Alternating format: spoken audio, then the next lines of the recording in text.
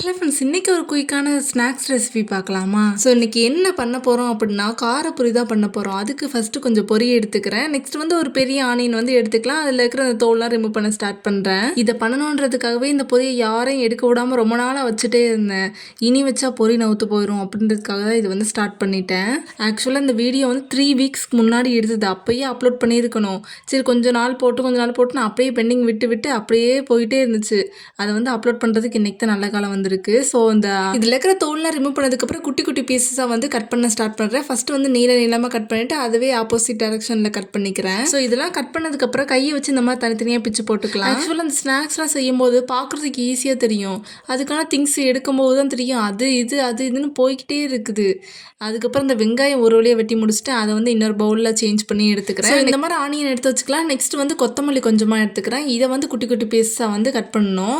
ஆக்சுவலாக இது வந்து குட்டி குட்டியாக கட் பண்ணும்போது தான் கசப்பு டேஸ்ட் மாதிரி வரும். கொஞ்சம் பெருசாகவே போட்டுக்கலான்னு எனக்கு தோணுச்சு.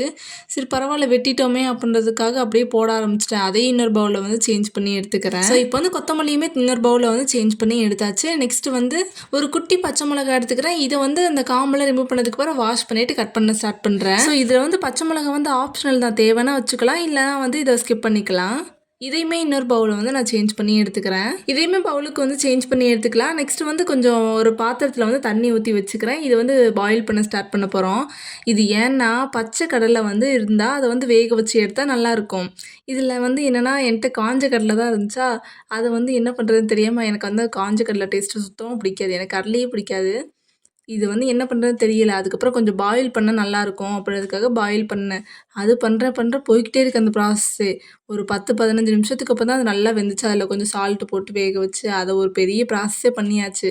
இதுவே பச்சை கடலையாக இருந்தால் அதை அப்படியே வந்து வேக வச்சு எடுத்துக்கலாம். ஸோ அந்த கடலையுமே இன்னொரு பவுலுக்கு வந்து சேஞ்ச் பண்ணி எடுத்துக்கிறேன். நெக்ஸ்ட் வந்து ஒரு கொஞ்சம் கேரட் எடுத்துக்கலாம். அதையுமே நல்லா சீவி எடுத்துக்கலாம். இதையுமே ஒரு பவுலுக்கு வந்து சேஞ்ச் பண்ணி எடுத்துக்கிறேன். இப்போ ஒரு பவுலில் வந்து குட்டி ஒரு தக்காளி எடுத்துக்கிறேன். அதை வந்து குட்டி குட்டி பீஸாக வந்து கட் பண்ணி போட்டுக்கிறேன். நெக்ஸ்ட் இன்னொரு பவுல் எடுத்துக்கலாம். இந்த தக்காளி எடுக்கும்போது கொஞ்சம் சின்ன தக்காளியாக எடுத்துக்கோங்க, ரொம்ப பெரிய இதாக எடுத்துக்குவேன். அதே நேரத்தில் கட் பண்ணும்போது குட்டி குட்டி பீஸாக வந்து கட் பண்ணி போட்டுக்கோங்க. நெக்ஸ்ட் இன்னொரு பவுல் எடுத்தோம், அதில் வந்து கொஞ்சம் மிளகாத்தூள் எடுத்துக்கிறேன். எந்த மிளகாத்தூள் வேணாலும் எடுத்துக்கலாம். இப்போ வந்து ஒரு பாக்கெட்டில் வந்து மிக்சர் எடுத்துக்கிறேன். இதை வந்து ஒரு பாக்கெட் ஃபுல்லுமே எடுத்துக்கிறேன். ஸோ இப்போ வந்து ஒரு குட்டி சைஸ் வந்து லெமன் எடுத்துக்கலாம். அதை வந்து ஒரு அரை பீஸாக வந்து கட் பண்ணி எடுத்துக்கிறேன். அதில் வந்து குட்டி பீஸை வந்து நான் தனியாக எடுத்து வச்சுக்கிறேன். ஸோ அவ்வளோதான். இப்போ காமிச்ச எல்லா திங்ஸையுமே எடுத்து தனியாக ஒரு இதில் வந்து எடுத்து வச்சுக்கிறேன். இவ்வளோ திங்ஸ் வந்து தேவைப்படுதா அப்படின்ற மாதிரி தான் எனக்கே இருந்துச்சு.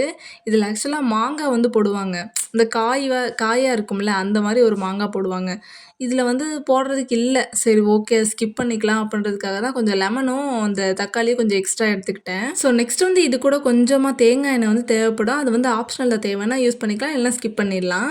ஸோ இப்போ வந்து ஒரு பெரிய பாத்திரம் எடுத்துக்கிறேன். அதில் வந்து இந்த எடுத்து வச்சிருந்தோம் அந்த பொரி வந்து 5 பவுல் வந்து சேர்த்துக்கிறேன். வீடியோவில் வந்து 4 பவுல் சேர்த்துருக்கிற மாதிரி தான் காமிச்சிருப்பேன். பட் இதில் வந்து 5 சேர்த்துருப்பேன். ஸோ இப்போ நமக்கு தேவையான அளவுக்கு பொரி எடுத்தாச்சு. இப்போ வந்து ஆட் பண்ண ஸ்டார்ட் பண்ணிடலாம். ஃபஸ்ட்டு வந்து ஆனியன் ஆட் பண்ணிக்கிறேன். நெக்ஸ்ட் டொமேட்டோ, அதுக்கப்புறம் இந்த கொரியாண்டர் லீஃப், அதுக்கப்புறம் வேக வச்ச கடலை, நெக்ஸ்ட் வந்து துருவி வச்சிருந்தோம் அந்த கேரட் வந்து எல்லாத்தையுமே ஆட் பண்ணிக்கிறேன். நெக்ஸ்ட் அந்த பச்சை மிளகாய் வெட்டி வச்சிருந்தாலும் அதையுமே ஆட் பண்ணிட்டு மிக்சரை வந்து ஒரு பவுலில் சேஞ்ச் பண்ணி வச்சிருந்தேன். அதையுமே ஆட் பண்ணிக்கிறேன். நெக்ஸ்ட் வந்து இந்த சில்லி பவுடர் எடுத்து வச்சிருந்தாலும் அதையும் ஆட் பண்ணிட்டு ஒரு அரை லெமனை வந்து நல்லா ஸ்க்யூஸ் பண்ணி விட்டுக்கலாம். ஸோ இப்போ தான் முக்கியமான கட்டம். இது வந்து எந்த அளவுக்கு மிக்ஸ் பண்ணுறீங்களோ அந்த அளவுக்கு அது வந்து டேஸ்ட் நல்லாயிருக்கும். அந்த பொரி வந்து லைட்டாக ஒரு மாதிரி நவுத்து போன மாதிரி மாறணும். அப்போ தான் அது வந்து டேஸ்ட் நல்லாயிருக்கும். ஸோ இது கூட வந்து 2 ஸ்பூன் வந்து தேங்காய் எண்ணெய் வந்து ஆட் பண்ணிக்கிறேன். இது வந்து ஆப்ஷனல் தான், முன்னாடியே சொல்லியிருப்பேன். இது வந்து நல்லா 5 மினிட்ஸ் வந்து மிக்ஸ் பண்ணிங்கன்னா இந்த காரப்பொரி வந்து ரெடி ஆயிடுச்சு. இதில் வந்து ஃபஸ்ட்டு கரண்டியை வச்சு தான் மிக்ஸ் பண்ணிட்டு இருந்தேன். அதுக்கு மேலே நமக்கு பொறுமை பத்தலை, அதனால மூடி போட்டு நல்லா மிக்ஸ் பண்ணி எடுத்தாச்சு. ஸோ இதை வந்து இன்னொரு பவுலுக்கு சேஞ்ச் பண்ணி இதை வந்து சாப்பிட ஆரம்பிச்சாச்சு. ஸோ இந்த காரப்பொரி நீங்களும் வீட்டில் ட்ரை பண்ணி பார்த்துட்டு எப்படி வந்திருக்குன்னு மறக்காமல் கமெண்ட்ஸாக சொல்லுங்கள். பை.